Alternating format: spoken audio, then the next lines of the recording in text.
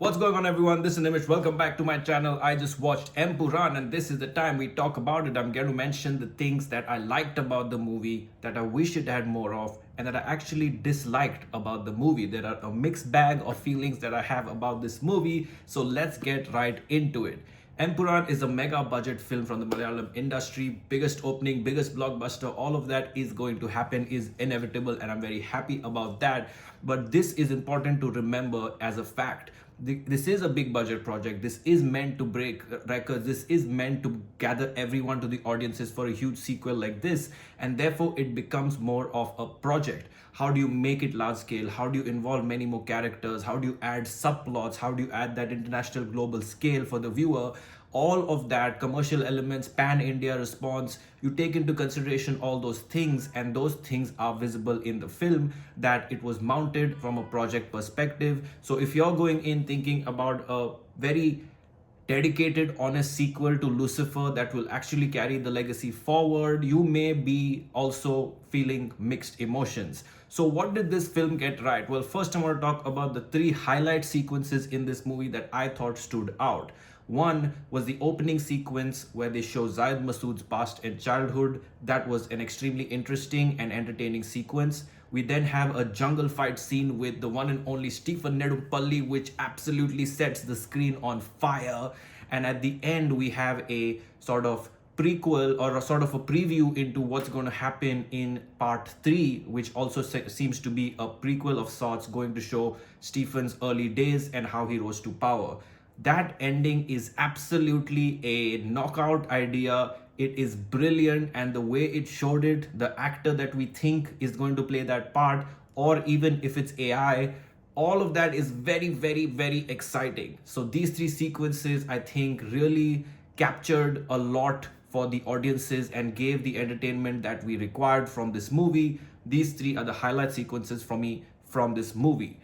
The next good thing about this movie is, of course, the one and only Mohanlal Laletan playing Lucifer. He continues to be a man of enigma, a man of mystery, a man of few words, a man of high octane action sequences, of energy and all of that, a presence on screen that everyone is going to watch this movie for. And he sets the screen on fire right from his entry to the jungle action sequence to other scenes. Every time he comes, he says a few words, and the way he delivers that, the way he's present on screen, simply fantastic for all the lovers and fans of Mohanlal.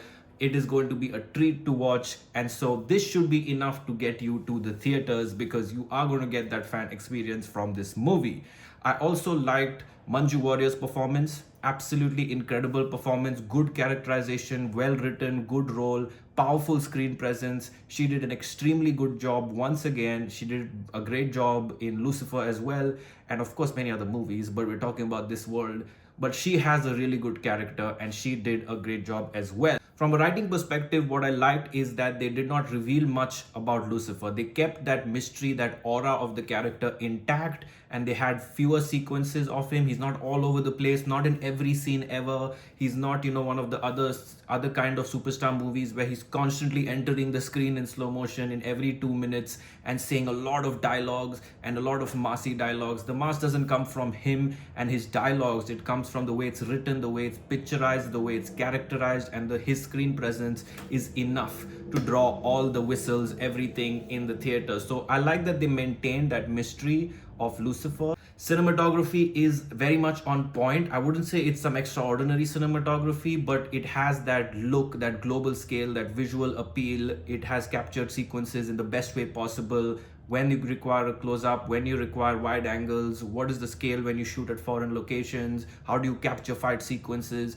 All of that was good to watch. So cinematography is also very much on point. Let's talk about some of the things I wish I saw more of. I wish I saw more of some of the sub-characters in the film, such as Indrajith, Suraj, Sai Kumar, even Tovino Thomas for that matter.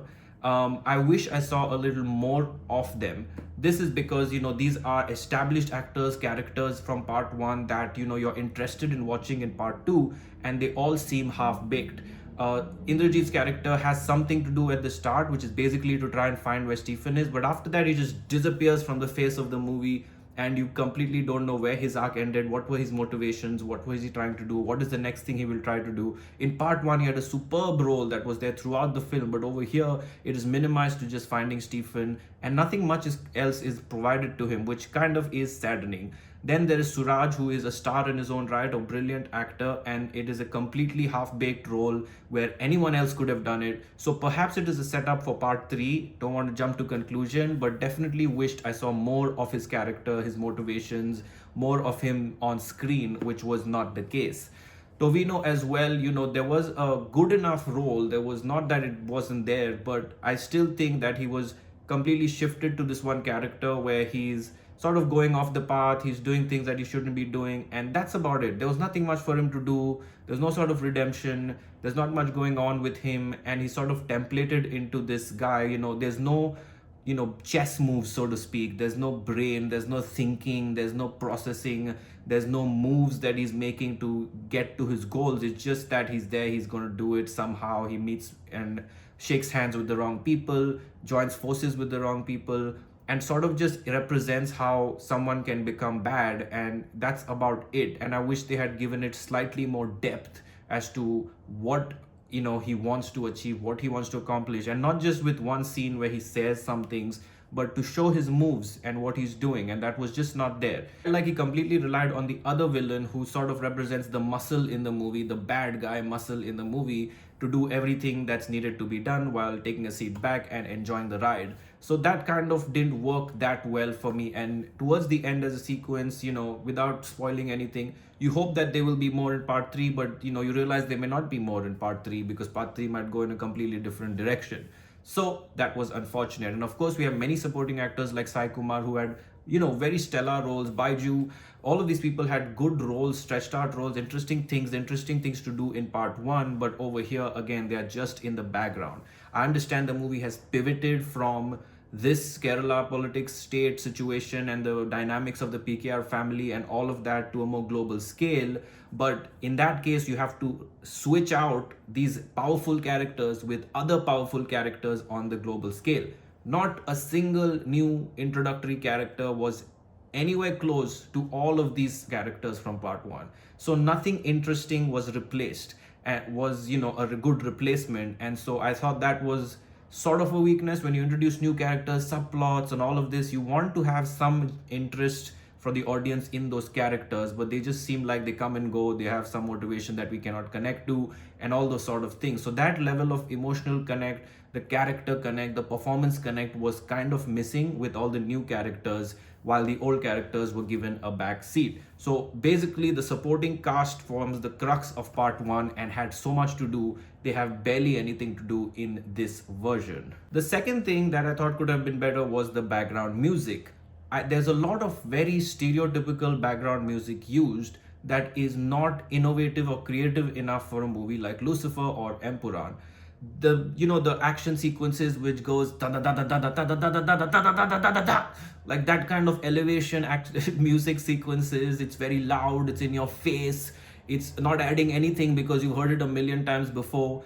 The BGM honestly did not work at all for me. Was expecting some more enigmatic, stylized, sort of creative background music, especially after Lucifer ended with Usha Uthup ma'am's incredible rendition for Empuraan, the song.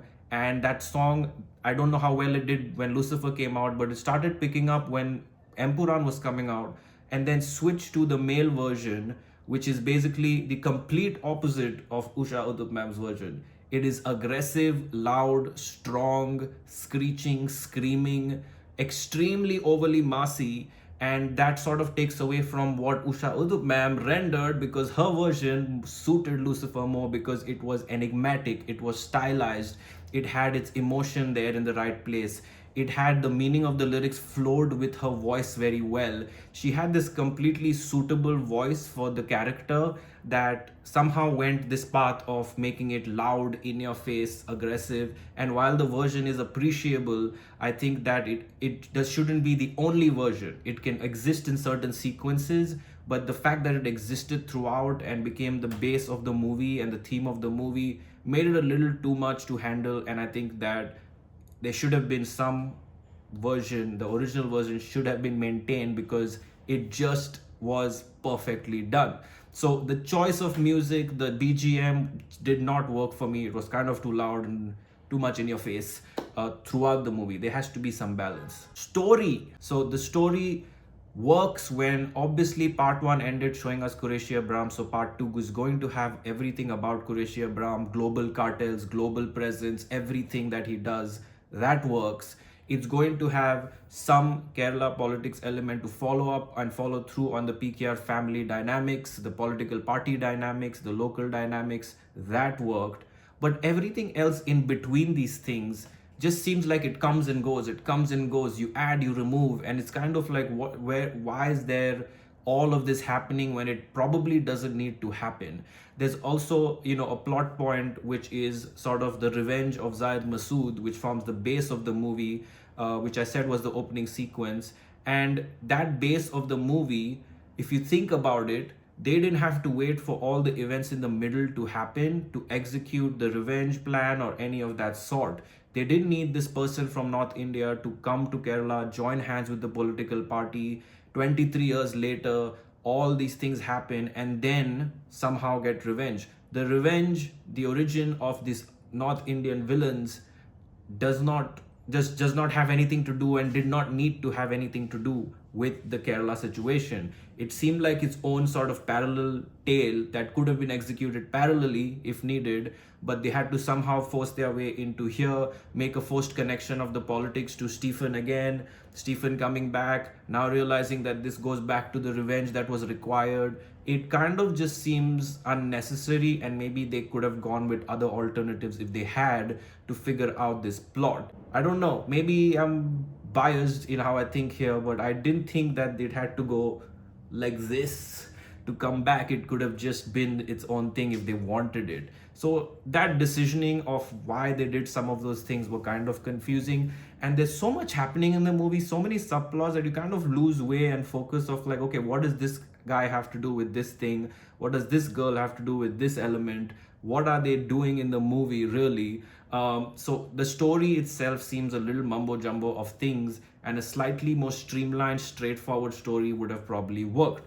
Just because you have all the international regions, global cartels, Kerala politics, North India, Bombay, all these elements exist doesn't mean you still cannot write a straightforward, streamlined story. So that mumbo jumbo kind of takes away and distracts from the film, considering it's 3 hours long. You're hoping for something that actually hits you emotionally, actually connect to, actually relate to, but it's nothing but set pieces for action, set pieces for parallel plots that have not necessarily anything to do with each other. So the story was a little disappointing. At the end of the movie, the man with the dragon on his back is revealed, and where the story might go next is revealed, and I thought that is actually super exciting. The fact that I can't say anything because many people might have not watched it and I don't like spoilers in my review, but where the movie seeks to go in L3, what it needs to do with L3 seems extremely exciting. And if they can execute that with the true conviction, going back to the storyboard, going back to understanding what worked, what didn't work with the first 2 movies, and implementing the best of the best in part 3, that movie can work wonders. I'm actually extremely excited for part 3 because of those reasons. After the entire part 2, the way they set up part 3 is absolutely incredible. And trust me, towards the end, you will not be disappointed. You will walk out with excitement and nothing but excitement for part 3. So looking forward to part 3 for sure. As a director, I would say Prithviraj has big ambition, big goals, and all of those things, and I think he did a fantastic job as a third film to make a movie that is at such a scale that can go shoulder to shoulder with movies like KGF, Salar, and all these movies, and deliver a mega blockbuster of sorts, mass entertainment with the biggest superstar of Malayalam film industry is not easy. And to have all of these characters, subplots, global locations, logistical issues, VFX, planning it all out, thinking about part 1 and part 3 and paving your way through, Herculean task. And he does definitely represent one of the strongest directors that exists, that can pull things together. That does not necessarily mean that the story and the screenplay always works for a good director. Directors can be great, actors can be great, story, screenplay, there were many decisions made around it, collaborative decisions that worked for Lucifer and kind of lost its way in Empuraan, and therefore that, definitely could have had more connect for the audience. So overall, I think this is a gray area kind of movie. It does not go completely right or left on, okay, that was not a pun intended at all, but it does not go one way or the other on whether it is good or bad. It's a mix. There are some good things, there are some not so great things, there are some things that are based on, are driven by the fact that it's a big project. So a lot going on, but worth a watch. Worth the watch. Go watch it, feel it for yourself, enjoy it for yourself, enjoy the elevation moments, the good moments in the film. Take away what you think, you liked or disliked from the film, and there is a high promise, including mine, that the part 3 setup is exciting, brilliant. It is the most exciting thing about this movie. So do not miss this movie in theaters. Enjoy the celebration, support the movie, make it the biggest blockbuster ever, and then we can have a brilliant part 3 as well. Let me know your thoughts and comments on the movie below if you have watched it. I hope you like this review. Until then, keep watching for more. Like, share, subscribe, and take care.